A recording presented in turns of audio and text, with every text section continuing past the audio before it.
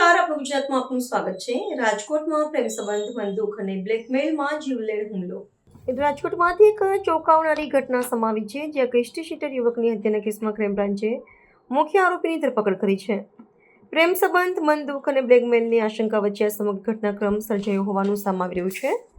16 March 2026ના રોજ રાત્રે લગભગ 9:45 વાગ્યે રાજકોટના રૈયાધાર વિસ્તારમાં આવેલા ડ્રીમ સિટી નજીક 32 વર્ષીય હિસ્ટ્રી શીટર ભાવેશ વણવી પર જીવલેણ હુમલો કરવામાં આવ્યો હતો।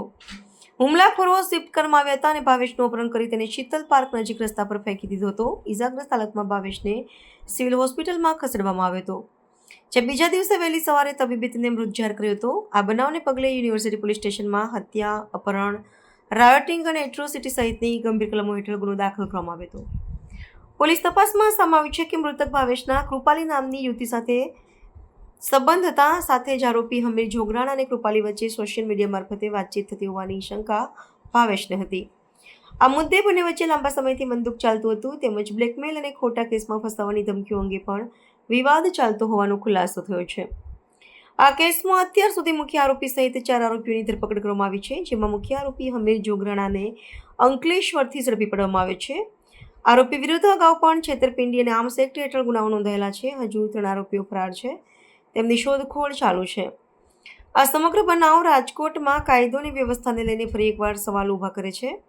પોલીસે દેવકરણ, વિક્રમ તેમજ ગુરુ સહિતના બાકી આરોપીઓની ધરપકડ માટે તલાશ તેજ કરી છે।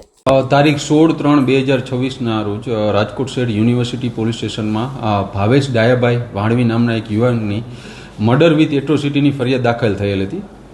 આ ગુનામાં અત્યાર સુધીમાં 3 આરોપીઓની ધરપકડ થઈ ચૂકેલ છે, જેના નામ છે રવિ જોગરાણા, ગોપાલ જોગરાણા અને સાગર જોગરાણા। આ ગુનાના મુખ્ય આરોપી હમીર મેરાભાઈ જોગરાણા બનાવના સમયથી જ નાસ્તો ફરતો હતો। માનનીય CP sir, additional CP sir તથા ડીસીપી ક્રાઇમ જગદીશ બાંગરવા સરે આ ગુનાના આરોપીઓને તાત્કાલિક પકડવાની સૂચનો કરેલ હોય, જેના અનુસંધાને રાજકોટ સિટી ક્રાઇમ બ્રાન્ચની અલગ અલગ ટીમો આ ગુનાના આરોપીઓને પકડવા માટે પ્રયત્નશીલ હતી। ત્યારબાદ ટેકનિકલ સર્વેલન્સ તથા હ્યુમન ઇન્ટેલિજન્સની મદદથી આ ગુનાના મુખ્ય આરોપી હમીર જોગરાણાને અંકલેશ્વરથી પકડવામાં રાજકોટ સિટી ક્રાઇમ બ્રાન્ચને સફળતા મળેલ છે। આ ગુનાની વધુ તપાસ મદદનીશ પોલીસ કમિશનર શ્રી SC/ST નાઓ ચલાવી રહેલ છે, જેથી આ આરોપીને તેમને સોંપવાની તજવીજ ચાલુમાં છે। સર, મર્ડર પાછળનું કારણ શું હતું અને હાલ જે આરોપી પકડાયો છે એનો ગુનાહિત ઇતિહાસ શું છે? આ મર્ડરનું કારણ પ્રાથમિક પૂછપરછમાં એવું જાણવા મળેલ છે કે મૃતક ભાવેશ તેની પોતાની કોઈ સ્ત્રી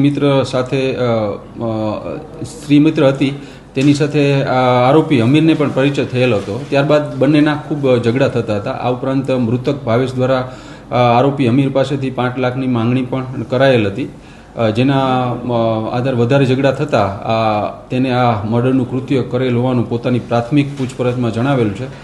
આ ઉપરાંત કોઈ બીજા કારણ હશે તો એ પણ વધુ તપાસમાં જરૂર બહાર આવશે। આ આરોપી હમીર વિરુદ્ધ અગાઉ રાજકોટ ડીસીબી પોલીસ સ્ટેશનમાં એક આર્મ્સ એક્ટનો ગુનો દાખલ છે। આ ઉપરાંત ગીર સોમનાથ જિલ્લામાં એક ચીટિંગનો ગુનો દાખલ છે અને ગાંધીગ્રામ પોસ્ટેમાં પણ IPC 283 મુજબનો ગુનો દાખલ છે।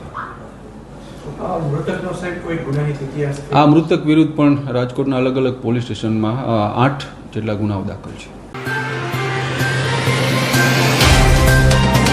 तो व्हाट्सएप, ट्विटर, फेसबुक, इंस्टा जहाँ भी आपका अकाउंट है, इसे शेयर बटन के द्वारा वहाँ पर शेयर करें।